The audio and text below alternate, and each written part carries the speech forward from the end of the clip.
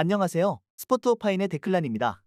이번 영상에서 여러분과 이야기 나눌 주제는 1월의 축구 축제입니다. 아시아 축구연맹인 AFC가 주관하는 AFC 아시안컵과 아프리카 축구연맹인 카피 주관하는 아프리카 네이션스컵이 차례로 개막합니다. 각 대륙 축구 최강국을 가리는 대회라는 측면에서 유럽 축구연맹인 유에파가 주관하는 유에파 유로, 남미 축구연맹인 칸메볼이 주관하는 코파 아메리카와 같지만 대회는 6월이 아닌 1월에 열립니다. AFC 아시안컵과 아프리카 네이션스컵이 피파 월드컵, 유에파 유로, 코파 아메리카와 같은 6월이 아니라 1월에 열리는 이유는 무엇일까요? AFC 아시안컵의 경우 항상 1월에만 열리는 건 아닙니다. 지난 2007년 인도네시아, 말레이시아, 태국 그리고 베트남이 공동 개최했던 14회 대회는 7월에 열렸습니다. 하지만 이후 2011 AFC 아시안컵 카타르, 2015 AFC 아시안컵 호주, 2019 AFC 아시안컵 아랍에미리트까지 모두 1월에 열렸고 이번에 개막하는 2023 AFC 아시안컵 카타르 역시 1월에 열립니다. 이유는 개최국의 위치, 조금 더 좋은 환경에서 경기를 치를 수 있는 시점이 다를 만큼 아시아 대륙이 넓게 퍼져 있기 때문입니다. 서아시아는 6, 7월이 아주 더워 경기를 치르기 매우 어렵습니다. 이들의 자국 리그도 유럽 리그와 마찬가지로 가을에 시작해 이듬해 봄에 마무리하는 추춘제로 시즌을 치르죠. AFC 회원국인 호주는 남반구에 위치하고 있어 북반구에 위치한 대부분의 아시아 국가와 계절이 다릅니다. 1월에 열어야 더 나은 환경에서 경기를 치를 수 있죠. 반면 서아시아와 호주를 제외한 다른 아시아 국가에선 6월에 경기를 치를 수 있습니다. 올해 대회까지 최근 4번의 대회가 모두 1월에 열렸고 2027 AFC 아시안컵 역시 서아시아 국가인 사우디아라비아에서 개최되는 만큼 1월에 열리겠지만 6월에 아시안컵이 열릴 날도 있을 겁니다.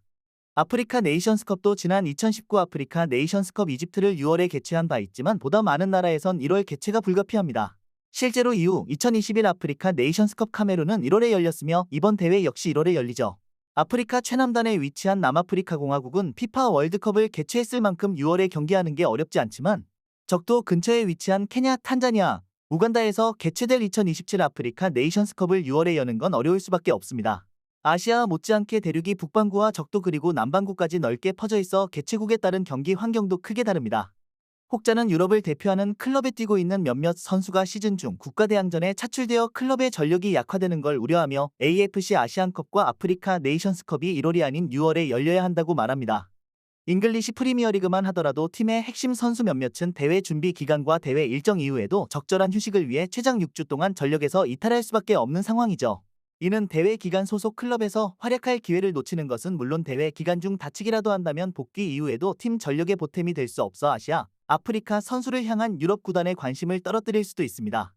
하지만 앞서 말씀드린 대로 아프리카 네이션스컵은 6월에 치르는 게 어려운 나라가 많은데 그렇다고 해서 그들의 개최 자격을 일방적으로 박탈하는 건 있을 수 없는 일입니다. 개인적으로 아시안컵도 6월이 아닌 1월에 치르는 게 더 낫다고 생각합니다.